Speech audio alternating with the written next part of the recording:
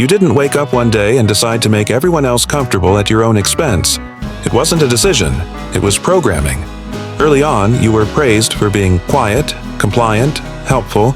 You learned that being good meant being invisible. Being liked meant being useful.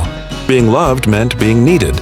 So you became the fixer, the one who always says yes, the one who never takes up too much space, the one who apologizes even when it's not your fault. You were the child who tiptoed around moods, who made your own feelings smaller so adults could have room to rage or cry or control. You associated love with approval, and approval with pleasing.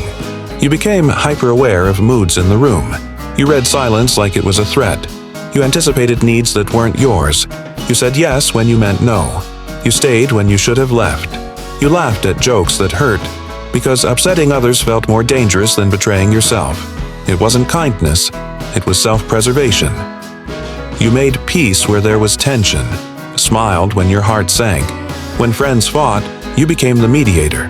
When your partner sulked, you took the blame.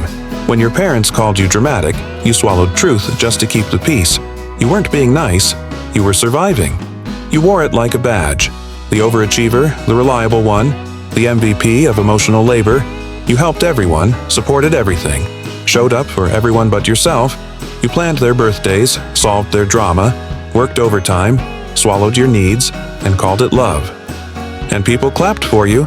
"You're amazing," they said. But no one noticed how empty you felt, how you cried in the bathroom, how every smile cost you more than anyone would ever know. You noticed it in small moments. The deep sigh when another friend asked for a favor, the lump in your throat when you were invited but secretly hoped they'd cancel, the numbness when you achieved something but felt nothing, the quiet anger when no one asked how you were. The cracks started forming. Your calendar was full, but your heart was starving. You had notifications blowing up, but still felt alone. You started asking yourself, if I stopped doing everything for them, would they even check if I'm okay? It felt like a betrayal. Saying no felt like pushing someone off a cliff, but you said it, quietly, maybe shakily, and the world didn't end. You thought, did I do something wrong? You double-checked your texts, replayed the conversation. Your body trembled like you committed a sin, but deep down, something clicked. I matter too. Some people got distant. Some called you cold. Some said you changed. And they were right. You stopped bending. You stopped over-explaining. You stopped apologizing for existing. And suddenly, the relationships that thrived on your silence started to fade. Your phone got quieter. Your weekends got emptier. But strangely, your anxiety started to slow down. Peace is not the presence of people. It's the absence of pressure. Guilt is the loyal pet of the people-pleaser. It follows you everywhere. Every time you rest. Every time you say no. Every time you don't answer right away. You lay in bed replaying scenes in your head. You wondered if they hated you now. You considered texting just to explain again. But this time, you didn't. You sat with the discomfort. You let the silence exist. You let people think what they would, because you're not responsible for managing their emotions. You started setting boundaries, not to shut people out, but to invite the right ones in. You drew soft lines. I'm not free this weekend. I can't take on more right now. I need some time to myself. And those who loved the real you, they didn't leave. They respected it. Some even thanked you. Some followed your lead and built boundaries of their own.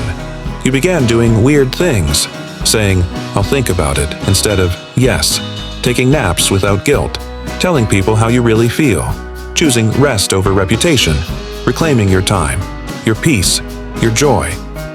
You let messages go unanswered. You took social media breaks. You stayed home when your body said no. You listened inward instead of outward. And that quiet voice inside you, it got louder, kinder, safer. Your nervous system isn't broken. It's protective. You felt danger where there was none because once upon a time, love was conditional. Affection depended on behavior. Belonging meant being good. And good meant agreeable, quiet, small. You weren't taught emotional safety. You were trained to be pleasant. Your no was punished.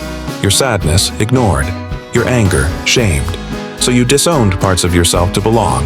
Now you're reclaiming them. You stayed in relationships longer than you should have. Not because you were in love, but because you were afraid of hurting them. You avoided conflict, brushed red flags under the rug, prioritized their feelings over your well-being.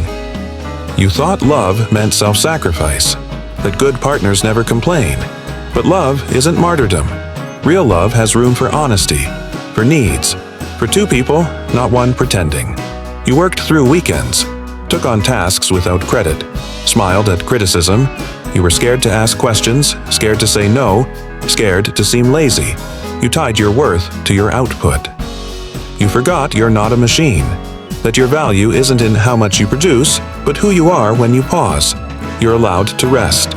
You're allowed to be enough even when you're not doing the most. Overworking, hustling, burning out, it's still people-pleasing, just in corporate clothing. You chase performance because that's how you were taught to earn worth. You stay busy to avoid being called lazy. But what if rest is resistance? What if slowing down is healing? What if doing less means finally hearing yourself? Here's how you start healing.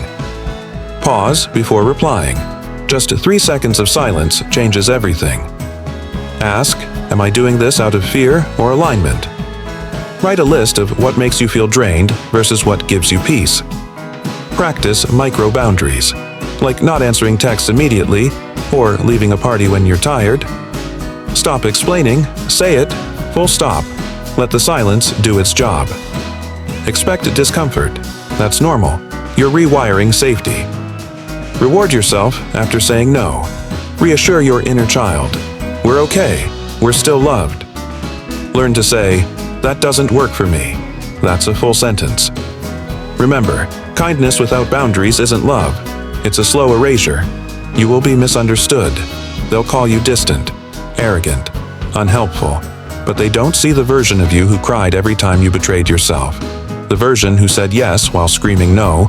The version who gave love they never received. You're not rude. You're reclaiming.